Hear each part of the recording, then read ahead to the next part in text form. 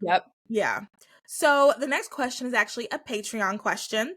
So if you want to hear the answer to this, you can pay a minimum $5 to our Patreon. So this question is, how do you determine if someone truly needs help? So like I said, join the Patreon for $5 to hear that answer. Okay, so the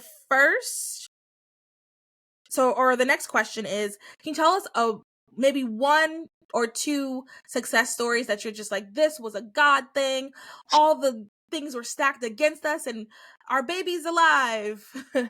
Yeah. Well, I mean, a good example, I feel like it's for but this is just a handful of babies. So, the Oh. success is I love doing interviews like with this in my background because it's just so a reminder. And this is our home. So this is just what we see all the time. Oh wow, Um, cute. we love all these babies, let them live babies. But I mean, there have been so many, but the one that really comes to mind, and it's one that I share over and over again, and I'm sure everyone has heard it, but I'll just say it again. And I can't believe that this baby is going to be 4 years old in March. It's so crazy how time flies. And actually, the story I'm about to tell, it's about a little baby named Kiari, and this is his sister who was also saved from abortion. Her mom had taken the abortion pill.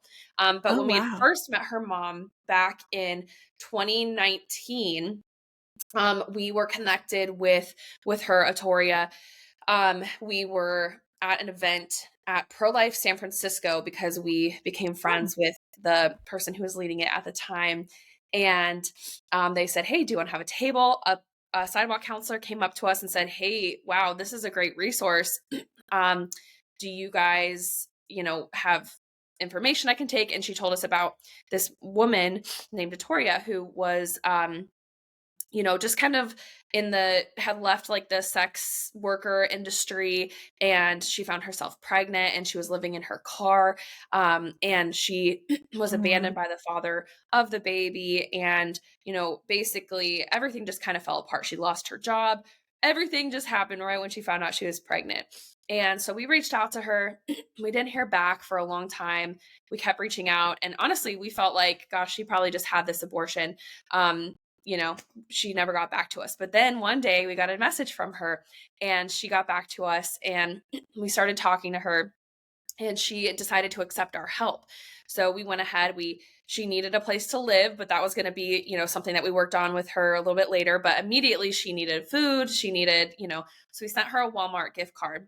And we thought, oh my gosh, we have this in the bag. Like, we're able to help this mom, easy peasy. She's going to accept our help. Heck yeah.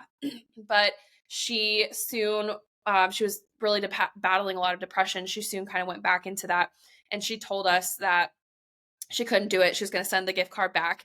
And at this point, she was about 19 weeks pregnant. So she had actually scheduled a 2-day abortion procedure, and she was going to go through with it. Like, she was dead set on it. Mm. And I remember, I will never forget it. We were actually at the dog park, the things you remember, and my heart just sank. And immediately I was like, we have got to go, Nathan. We've got to figure something out. So Nathan was texting her and saying, please just give us a chance. Like, please don't do this. Like, let us just try to help you. And we didn't know. We just told her we're flying to her. So we ended up booking the next flight out. We Oh flew wow. to California, and we were like, we're here. Please just meet with us. We got her a hotel room so that she didn't have to sleep in her car.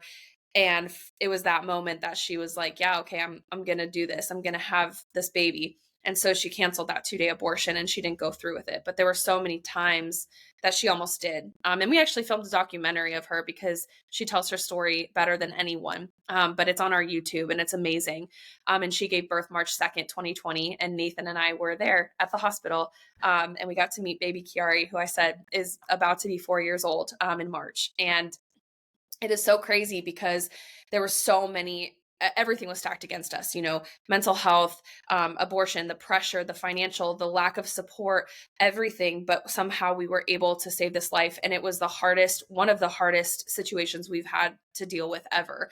And so Nathan and I personally counseled her, and that was when we first started Let Them Live. And so to see the babies, and earlier this year, she was at our house, and there was a couple of Let Them Live babies who we're all playing with each other, and I just, like, took a step Oh, back and I started crying because to see these kids who are the same age, become friends and to know that they have a story now, it's honestly something that could just never I don't know. It could just never get any better than that. So it was yeah. really impactful, but we've certainly had our fair share of really tough situations. And again, that's why we have these pictures on the wall because it's just a reminder of the beauty. And I have to give credit to the moms because they accept our help. They push through. They're the ones that are really strong and holding on in there and giving their babies a chance.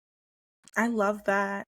That is an amazing story, and I do remember hearing this. I definitely will also link the documentary in the show notes. And I think one of the things that I really like about Let Them Live just in general is how like boots on the ground, and especially from this story, how boots on the ground you are, because I think that there's so many of us who want to, we want to do it. We want to be those fighters for life, and sometimes you have to actually like go and do it. And it, you just can't sit back. You have to sometimes go and do it. That's how the change is going to happen. And I think that's amazing that your guys are able to do that. Can you give an example? Absolutely. Can you give an example of when a time just didn't work out and you had to kind of, release it to God? Yeah, definitely. I mean, there's been so many because at the end of the day, this work has taught me that I can only do so much. And it's just the thing I've learned a life lesson. Like as humans, as people, we can only do so much and God has to do the rest. Or, I can't force a mom to accept our help. All I can do Right. is say, "Hey, we're here for you. We love you. Here's what we can help you with." And then sometimes you just have to release it and pray and say, God, I just really hope that this mom